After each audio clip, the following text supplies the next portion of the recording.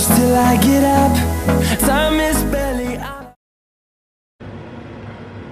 Good morning, guys. It's already 4:30 in the morning. Good Friday na di ay. So, as of now, currently, naa pa mi diri karon sa hotel. We are on the way to Balinguan Port because we are heading to Camiguin Island. Mag-meet mi sa lunch nila Isa and Felix. As far as I heard, murag isa na lang daw ang kanilarga na barge for her hair. Look at the curl. We are heading to Camiguin Island. Yeah. Through the wastelands, through the highways. Hello guys, good morning.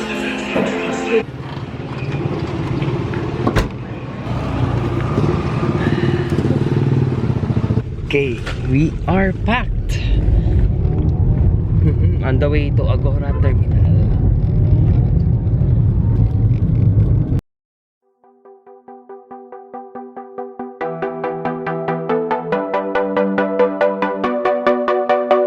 Okay, we just arrived.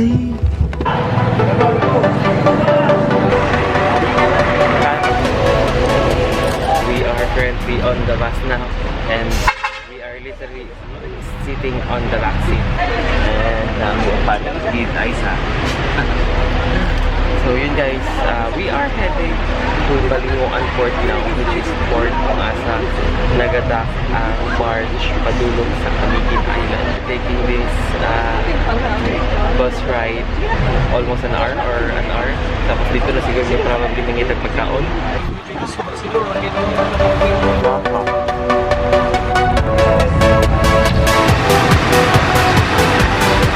Okay, finally naabot na gito sa Balinguan terminal. Magpa-shout ticket karon going to Benoni.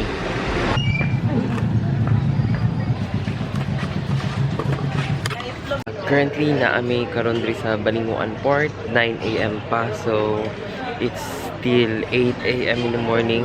Breakfast here sa Harborview Inn. Sa paman.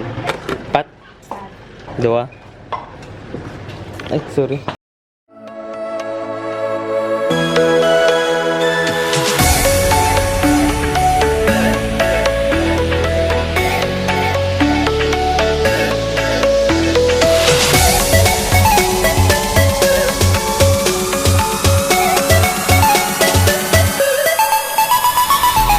Traffic.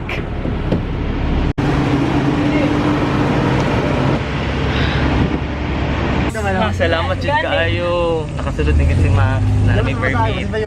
And now nakakuha mi og multicab worth 1,700. Actually okay na sa 8 hours na biyahe all the way. So now, grabe ang padagan ni Mano. And then I miss Camiguin Island yun. And let's explore Camiguin together! Woo! Woo! Woo! Woo!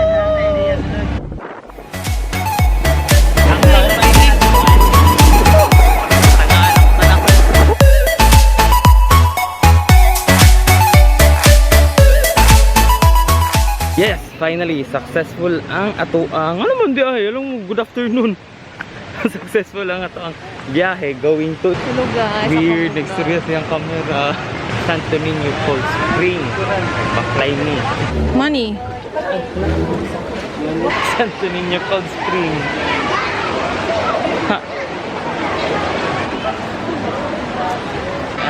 We are currently here sa Sto Nino Cold Spring. Actually, daghan kay siyang tao. As in, super crowded siya karon Holy Week. That's why daghan og kaning vacation diri sa Sto Nino Cold Spring. So, we will be taking our lunch here. We ordered some food. And yun, actually karon medyo hesitant ni maligo kasi kadaghan og tao, but we'll try our best na makaligo actually kay among after good isang White Island lang. Anyway guys, we'll be back to you mamaya siguro magligo ko kay igang nagid kaya akong paminaw. Hello guys. Okay, wala ko naligo kay tugno kaayo ang water.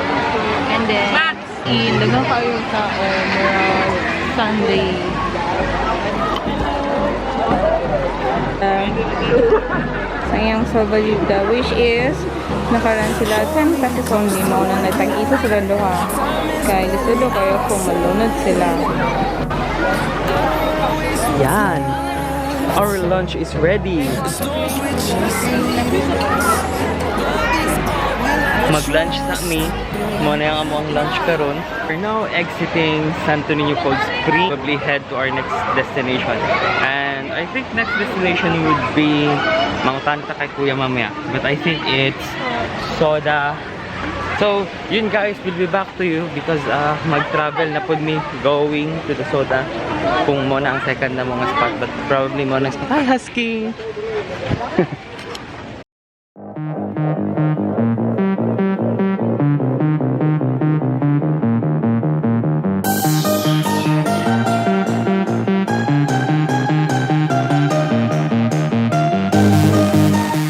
Ang hena ni Totz. Look at that. Look guys, more rainbow. So, guys, we are on our way na back sa mga multicab. And yes, nakita niyo yung hena ni Totz ug ni Aisa for 100 pesos only. We are on our way to our next spot. Tapos, probably pinaka first option ko is ang soda pool. There were two police officers na lingkod in front of the tawagan ni I forgot to get their name, but as in butan kay sila, they were nice.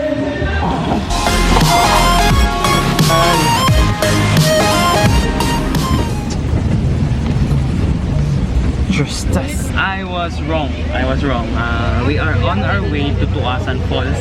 Dili ta sa Soda Spring, so naapatay agihan isa.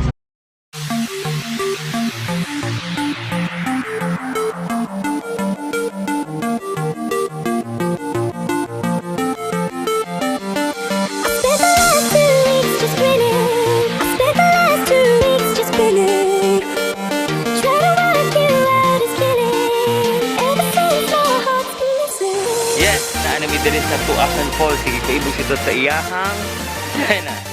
And ibilin lang na mo ang gamit because daghan na gid kay mig gamit. They're talking about linog-linog. Simba ko lang po no, mahitabo na din. Actually, Camiguin is a very good place. Bilin na mo ang gamit kay Kuya and we are going on Tukalan Falls. After Aniya? Soda. After Tuasan, we are going to Soda. Medyo ulan-ulan. Ikaw, sa may maingon ni mo ni Tuasan? Kailan?